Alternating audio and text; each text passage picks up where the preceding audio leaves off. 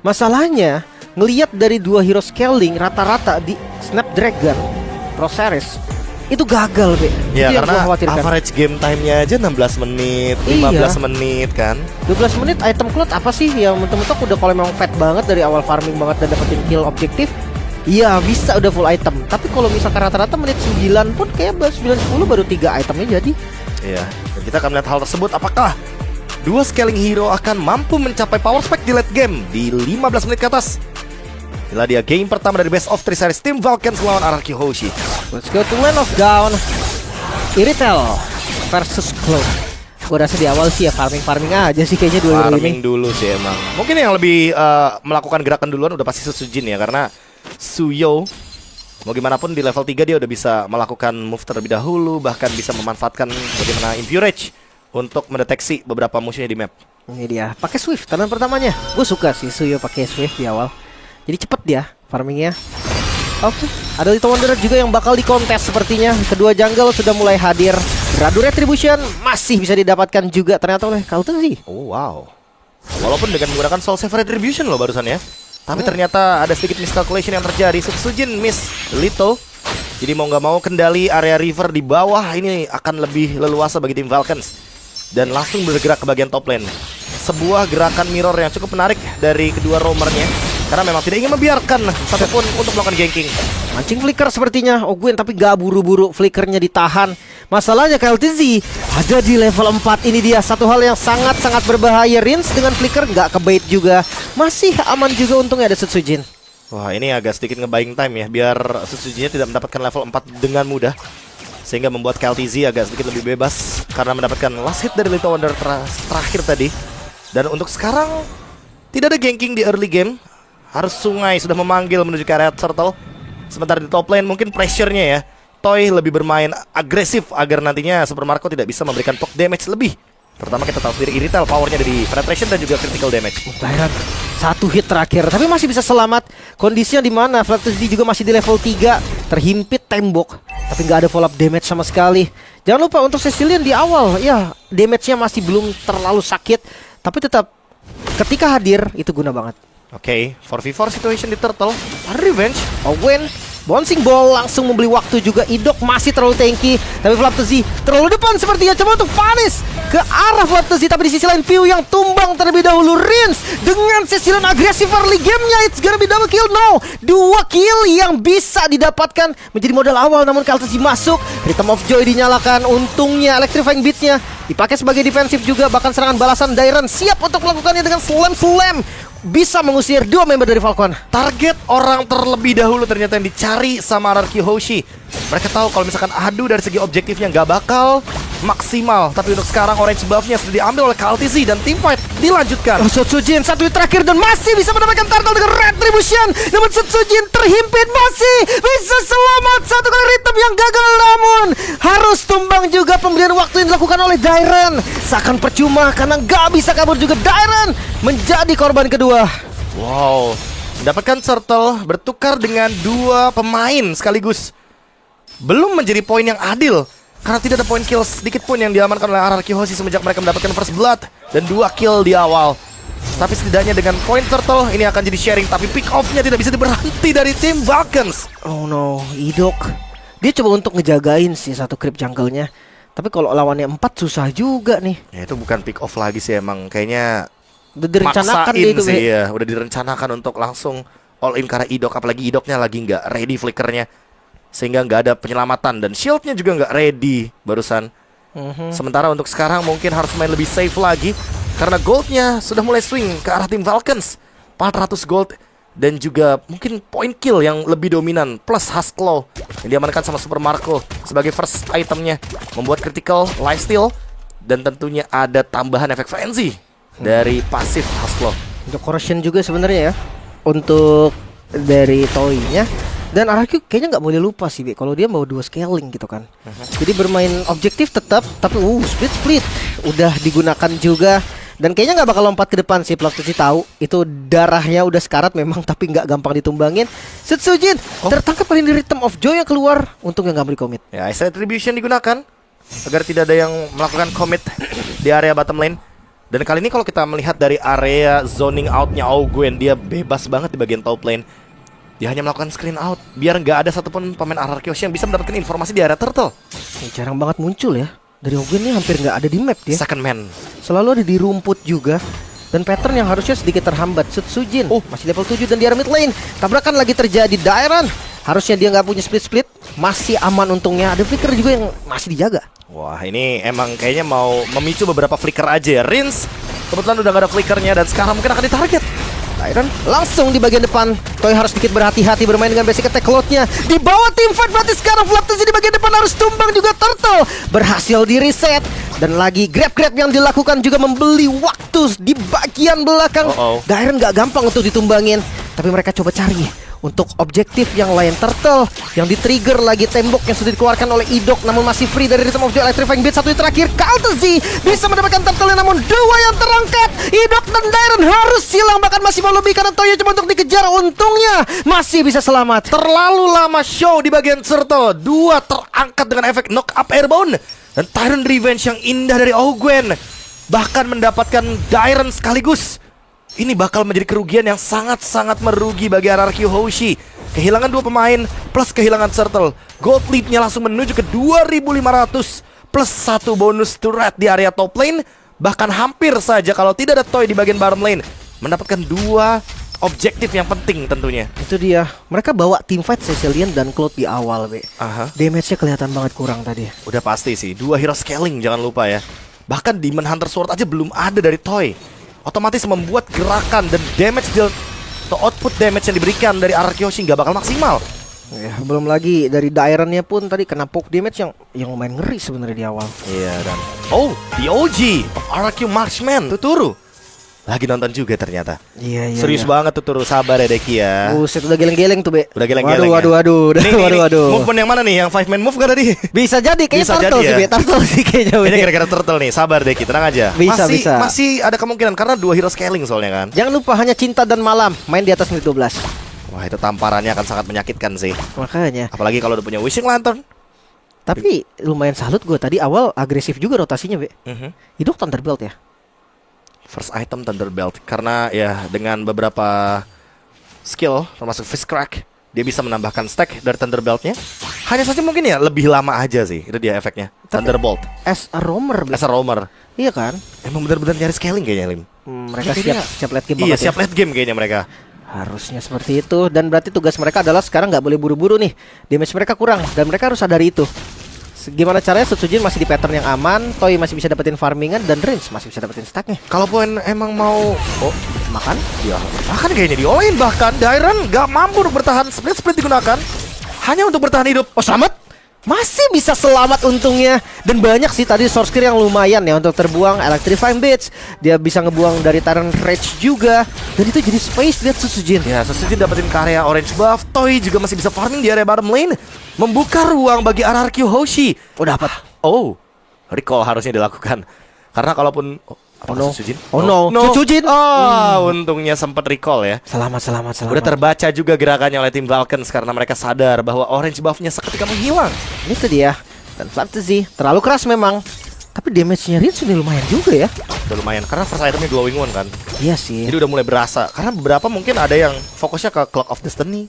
Jadi kayak Elegant Gem-nya dijadiin kan. Benar. Ada juga Elegant Gem doang. Ada juga yang nggak pakai kayak. Ada juga yang nggak pakai. Rins nggak pakai langsung. Iya, langsung bahkan glowing one. Idok tertangkap kali ini. Rins untungnya masih punya flicker dan masih bisa lari ke bagian belakang. Kaltzy yang hadir. Rhythm of Joy cukup damage-nya. Electrifying bisa flicker dari Dairon hampir saja bisa selamat. Sayangnya tetap gagal. Dan ini dia pressure tim Falcon yang sudah mulai terlihat. Emang karakter permainannya sih Lim, emang nggak berubah gitu loh. Habitnya dari tim Vulcans. Menang turtle, ya udah pasti mereka coba untuk cari pressure. Dan mereka selalu mencekek lawannya gimana pun caranya biar nggak farming. Jungle-nya dikuasai, landing-nya di freeze. Dengan tujuan biar kita farming, musuh nggak farming. Ya, tapi 4.000 gue rasa ini angka yang aman sih, Be. Untuk RRQ ya. Masalahnya tapi kalau misalkan sampai di menit 12 4.000 terus tanpa adanya mungkin pergeseran Lim, dan RRQ-nya nggak mendapatkan farming yang sepadan, itu bakal rugi sih. Setuju. Seenggaknya turun lah ya. Turun harus dikit. turun perlahan. Minimal kayak lore-nya bisa di-clear dengan cepat mungkin. Atau sekalipun ketika mereka ingin melakukan defense ya setidaknya mereka harus mempertimbangkan gimana caranya biar Rins dan juga Toy itu bagi farming. Jangan sampai mereka farming di tempat yang sama. Seenggaknya Rins tetap dapetin stack lah. Itu juga satu hal yang penting ya, harus diwaspadai juga.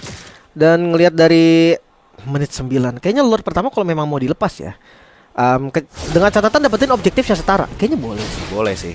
Mereka kayak mulai bermain ke area mid lane ya, sebagai carry utamanya.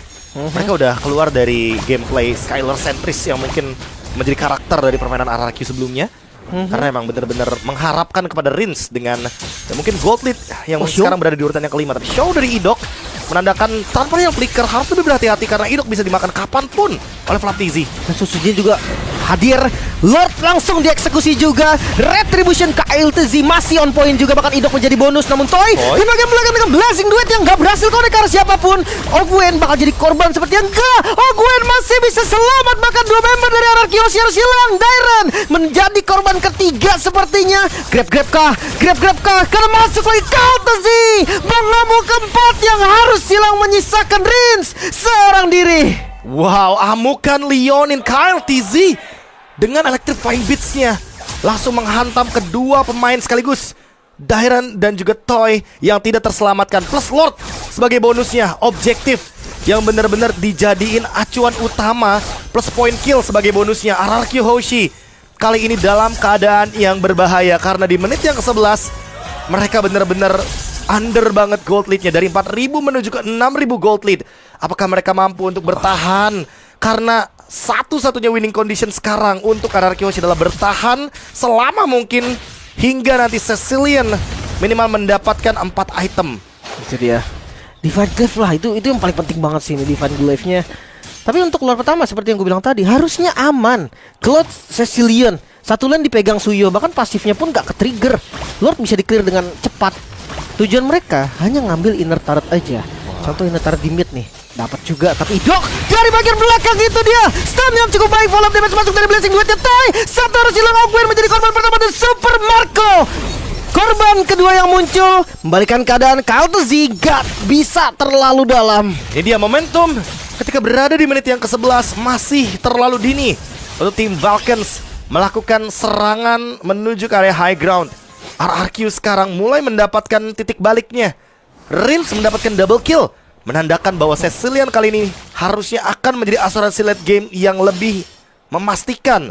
Kalau di atas menit 15 sampai dengan menit 20, minimal mereka bisa balikin gamenya. Dan sekarang harusnya ke arah Divine Glaive mungkin dari Rins. Iya. Atau jangan-jangan dia bakal menuju ke arah dari Bloodwings.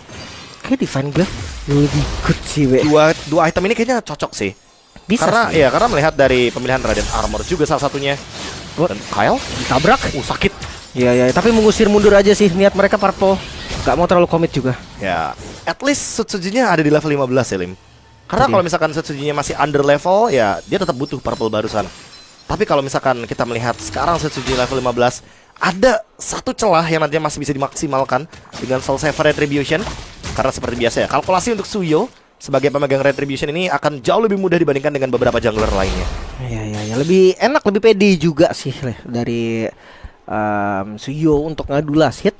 Dan masalahnya sekarang 4.000 nih stabil, be. Ya turun mungkin gak jauh tapi turunnya. Iya. Apalagi Lord udah mau muncul. Ya mungkin Lordnya kalaupun mau dilepas jangan ada korban sih. Ya kan, yang penting poke damage aja. Kalaupun mau dikasih free, jangan yang bener-bener kayak ada pertukaran kayak tadi, point killnya kayak diambil 2 RRQ-nya. Iya sih ya. Itu malah rugi jadinya. Banget bahkan. Ya. Tapi gak dikasih free juga sih, karena Idok udah mulai dengan konsilnya di bagian depan mencari vision. Dua yang terkena turret masuk lagi kali ini, dan Dreams hilang langsung, belum sempat menggunakan apapun. Bahkan di sisi lain Dairen juga menjadi korban. Toy langsung mundur, Idok pun lari. Tapi panah untungnya dari Sutsujin ya, masih belum bisa kena dan belum ada korban. Tim Falcon mereka masih berlima. Lagi dan lagi baru kita mention jangan ada korban dari RRQ, ternyata malah Rins carry utama. Oh, reset. Tapi di reset karena mereka tahu masih ada Sutsujin. Dan takutnya tanpa dengan Retribution dari KLTZ ini bisa tercuri dan malah menjadi nafas tambahan bagi RRQ Hoshi. Mereka ingin mengusir Idoknya dan mendapatkan Lord ini secara gratis. Point kill sama dengan objektif gratis. Rumus MOBA yang pasti, Lim. Sehingga membuat 2 kill ini menjadi bonus untuk Vulcans. Leading goldnya makin lebih jauh lagi. Dan untuk menyusul kali ini sepertinya RRQ harus mengorbankan, atau minimal kalau mau mempertahankan jangan sampai ada korban jiwa seperti barusan. Masalahnya Rins harus lebih aman lagi sih posisinya, karena Tire Revenge menurut gue dari Cecilion itu berarti miss position. Dia bisa lebih belakang lagi. Ya karena dia nggak purify juga kan. Nggak Maksudnya purify. kalau dia purify mungkin dari awal udah dimakan Joy terus. Makanya kayak dia harus lebih sadar dengan posisinya. Tapi mode defensif bisa sih Be, menurut gua. Ya mungkin balik lagi sih ke kalkulasi dari Ogwin-nya dulu sih. 45 detik tanpa adanya flicker, otomatis dalam kurun waktu ya 40 detik dari sekarang mereka harus menyelesaikan Lord-nya secepat mungkin. Karena kalau enggak ya Ogwin-nya bakal bisa ngelakuin setup dengan flickernya kembali. Idok jauh banget ngeflanknya gila.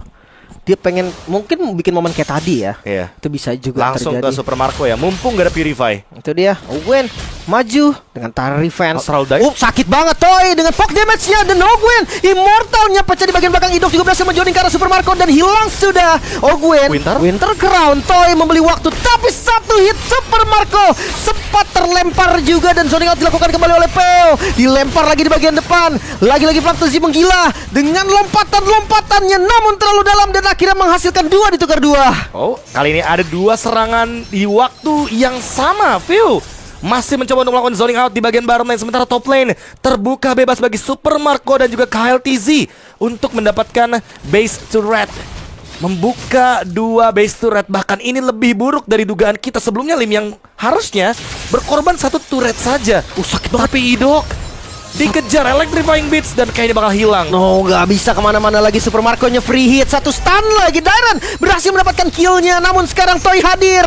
Dan itu adalah sinyal untuk tim Falcon mundur seharusnya. Bahkan sebelum mundur dia coba untuk dapetin 1 best start di bagian mid dan gagal. Masih mau dipaksa, tapi untungnya Wave Minions seketika hilang dari tim Vulcans. 5.000 gold lead. Semakin late game semakin menegangkan bagi tim Vulcans. Tapi memang Joy dari KLTZ masih belum bisa dihentikan. Masih terlalu kuat untuk saat ini. Malefic Gun menjadi pilihan dari Toy untuk meningkatkan lagi penetration plus range, agar nanti dia bisa melakukan poke damage ke arah Ogwen dan juga ke arah dari Flaptzy dengan posisi yang lebih aman. Tapi tanpa Purify, apakah ini pilihan yang tepat menurut gua? Jadi nggak bebas ngehit gitu sih, Be. Jadi ada rasa takut-takut dikit ya kena Tyrant Revenge, karena dengan sprint otomatis masih bisa dihit sama Ogwen. Wind of Nature versus Winter. Ya sih, kalau dari Toy kelihatan dia Winter karena bukan cuma dari retail kan yang nge-damage dia. Bukan cuma dari physical tapi ada magic damage juga. Dan kebetulan karena lawannya adalah Joy, ketika Joy menggunakan Electrifying Beats, dia kan nggak bakal bisa ngedash tuh beberapa waktu. Dan mungkin itu yang dia cari dulu. Blazing Duet menggunakan Winter, jadi dia tidak terkena damage dari Electrifying Beats. Tapi lagi-lagi sih KLTZ targetnya tuh bukan Toy dari tadi. Targetnya larinya ke Rins loh. Selalu ke Rins. Mau nggak mau, Be. Karena iya memang hitungannya kalau misalkan Rins dia punya flicker. Toy BMI maksud gue lebih jauh juga. Lebih gitu jauh kan. juga ya. Dan timingnya juga bakal lebih bebas sesuka hati dia. 3-2 Super Marco. Oh no. Bersama Ogwen di bagian bawah. Dikejar coba dari Rins, namun sisi lain juga ada jepitan yang terjadi. KLTZ masuk. Idok yang bakal coba diincar dan Idok menjadi korban pertama. Rins memang masih selamat, tapi enggak untuk Dairon. Damage yang terlalu besar. 5 member masih ready. Falcon siap untuk ambil Lord. Lagi-lagi point kill terlebih dahulu sebelum take over objektif, dan Lord Evolve akan diamankan secara gratis. Tim Vulcans leading the gold 6.000 bahkan sekarang. Ini akan menjadi Lord yang sangat buruk sekali untuk dihadapkan ke arah RRQ Hoshi, karena tentunya dengan buff damage reduction dan juga efek dari tim Vulcans yang selalu targeting lini belakangnya membuat RRQ Hoshi harus berjaga-jaga kembali. Apalagi Rinsnya sekarang gak punya flicker, Lim. Itu dia. Bahkan mereka udah kasih pressure-nya sebelum Lord-nya hadir. Udah dapetin juga best start di bagian mid lane. Ogwen udah ready dengan Sky Guardian Helmet. Dia siap nih untuk team fight yang cukup lama mungkin. Lord ke arah atas udah gak ada best start lagi nih. Harus hati-hati banget dari RRQ Hoshi. Iya, dan pasti bakal di push 3 lane ya. Ini benar-benar keras sekali untuk menahan macro wave management dari tim Vulcans. Mereka fokusnya harus ke top lane, tapi di bottom lane juga terbuka, terekspos bahkan. Oh my god. Dan lihat KLTZ-nya bisa masuk dari manapun. 3 lane bersamaan. Minion memang spawn dan ini bisa ngebeli waktu mungkin sedikit. Gak terlalu lama juga Ogwen. Buset, dia nge-cast Tara Revenge di bagian depan. Namun lihat posisi dari Dairon langsung hilang dengan darah SP yang udah langsung low. Sempat split juga, satu member yang hilang. Namun base yang mulai terbuka. Fokus ke arah objektif tim Vulcan. Take the game 1. Wipe out, bahkan semuanya dihilangkan seketika di depan base. Tim Vulcans benar-benar terlalu kokoh